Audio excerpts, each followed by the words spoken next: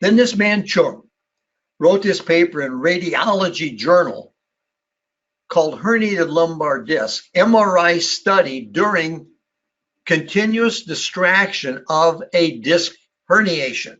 What did he see?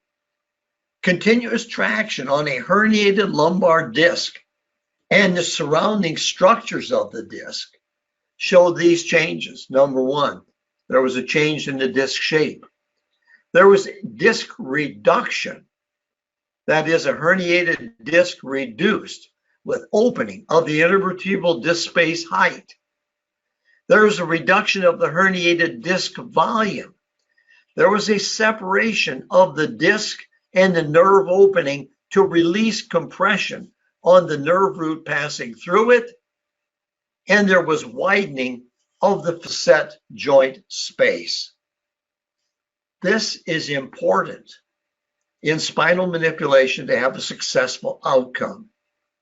Let us review that in the light of our research that we did for a Health Resources and Services Administration study from 1994 through 1998, and a follow-up from 1998 through 2001. Then that study, we found we increased disc space height, we dropped intradiscal pressure, we increased the area of the nerve opening, the intervertebral foramen, and we replaced normal movement to spines that had lost their physiological ranges of motion. Exactly findings that were shown in Radiology Journal in 2015. Now the paper by Wong.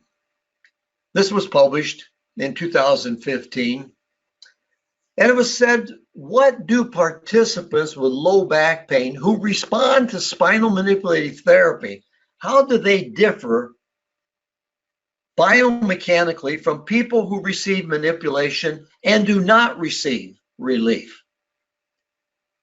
Wong et al.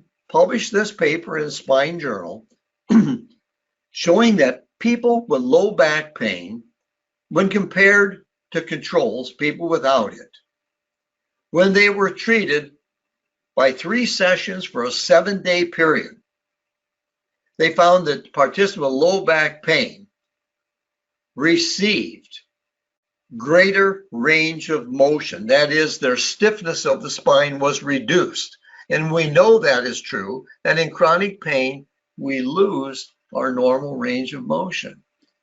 They went on to say that after the first spinal manipulative treatment, the responders displayed statistically significant decreases in spine stiffness, and get this, increases in the multifidus muscle thickness ratio, which was sustained for more than 7 days. Why is that important? Because the multifidus muscle, the rotatories muscle of the low back, and yes, even in the neck, is a rotation. It creates rotation of one segment of the spine upon the other. It is also the muscle that atrophies, becomes weak, becomes replaced with fatty tissue, so as to further weaken the spine, lower its ability to carry out the activities of daily living that should take place without pain.